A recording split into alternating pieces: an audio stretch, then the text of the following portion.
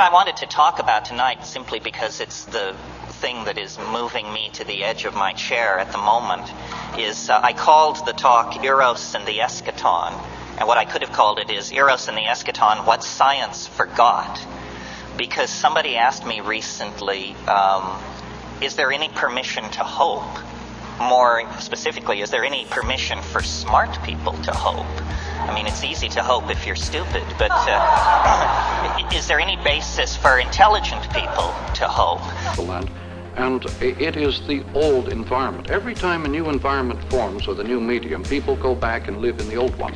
When the Cartwrights were actually running USA, say back in 1850, 1870, people weren't living on the frontier at all. They didn't live in Bonanza Land when Bonanza Land actually existed. They were living back in Jeffersonian democracy. Are you living in today's world?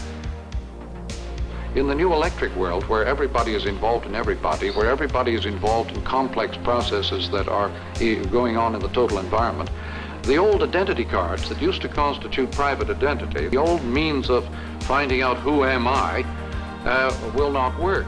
People now have to encounter themselves in the inner world, Kierkegaard or existential style, in order to know who they are. The old methods of merely external identity by marks of occupation, national origin, age grouping, and so on, these will not serve any longer as means of distinguishing private identity. How much do you make?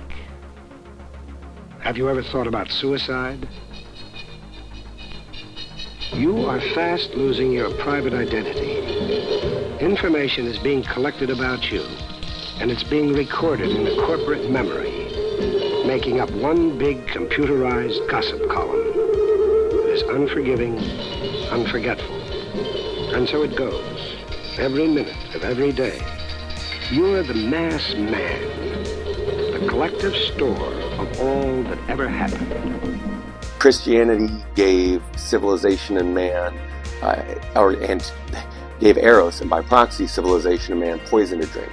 Eros is a god, though, like Logos, so Eros didn't die, but it degenerated to vice, meaning the very same things that formerly bound man is degenerated and has shaped all of human history and arguably warped the minds of an entire species. But Eros we know about in some kind of devalued, shticky, kind of glitzy way, because we get it in the eroticization of media and society.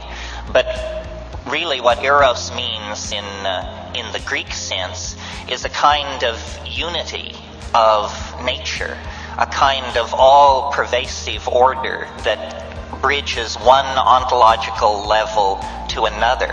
This is not permitted in the official worldview of our civilization, which is science. You've got the love I want.